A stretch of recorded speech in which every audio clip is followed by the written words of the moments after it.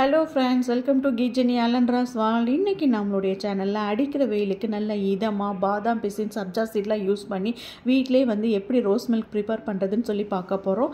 வாங்க இந்த rose milk எப்படி ப்ரிப்பேர் பண்ணுறதுன்னு வீடியோக்குள்ளே போய் பார்த்து தெரிஞ்சுக்கலாம். அதுக்கு ஒரு ஸ்பூன் அளவுக்கு சப்ஜா சீட் எடுத்து அதை 10 மினிட்ஸ் நல்லா ஊற வச்சுக்கலாம்.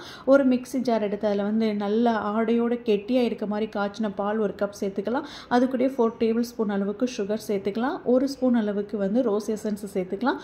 கொஞ்சமாக ஐஸ் க்யூப்ஸ் சேர்த்துக்கலாம். சேர்த்துட்டு இது எல்லாத்தையும் நல்லா நம்ம என்ன பண்ணிடலாம் அப்படின்னா ஒரு மிக்சியில் போட்டு நல்லா என்ன செஞ்சிடலாம், அடிச்சு எடுத்துக்கலாம். நைட்டே பாதாம் பிசின் ஊற வச்சுருக்கேன், அதையும் எடுத்து வச்சுருக்கேன். இப்போ ஊற வச்ச சப்ஜா சீட் இருக்குல்லையா, அது 10 மினிட்ஸ் ஆயிடுச்சு. அதுவும் நல்லா ஊறி இப்படி வந்திருக்கு. இப்போ நம்ம இது எல்லாத்தையும் ஒரு டம்ளரில் மிக்ஸ் பண்ணிக்கலாம். ஒரு டம்ளர் எடுத்து 2 டேபிள் ஸ்பூன் அளவுக்கு பாதாம் பிசின் எடுத்து ஆட் பண்ணிக்கலாம். அது கூடயே 2 டேபிள் ஸ்பூன் அளவுக்கு ஊற வச்சுருந்த சப்ஜா சீடை எடுத்து இது கூட என்ன செஞ்சிடலாம், ஆட் பண்ணிடலாம். இதில் நம்ம இப்போ நல்லா மிக்சியில் நம்ம அடித்து வச்சுருந்தோம் இல்லையா, அந்த ரோஸ் மில்கை எடுத்து இது கூட ஆட் பண்ணிவிட்டு மேலே ஒரு டேபிள் ஸ்பூன் அளவுக்கு சப்ஜா சீடை சேர்த்துடலாம். சேர்த்துட்டு இது கூடயே நம்ம எடுத்து வச்சுருந்தா ஐஸ் க்யூபையும் கொஞ்சம் சேர்த்துக்கலாம். சேர்த்துட்டு எல்லாத்தையும் நல்லா மிக்ஸ் பண்ணிட்டா நம்மளுடைய ரோஸ் மில்க் ரொம்ப ரொம்ப சூப்பராக ரெடி ஆயிடுச்சு. இதில் நம்ம சப்ஜா சீடு பாதாம் பிசின்லாம் சேர்த்துருக்கோம். இது எல்லாமே உடம்புக்கு நல்லா குளிர்ச்சி தரக்கூடியது. இந்த ஜூஸை நீங்கள் கண்டிப்பாக உங்கள் வீட்டில் ட்ரை பண்ணி பார்த்துட்டு எப்படி இருந்துச்சுன்னு மறக்காமல் கமெண்ட் பண்ணுங்கள். தேங்க்ஸ் ஃபார் வாட்சிங்.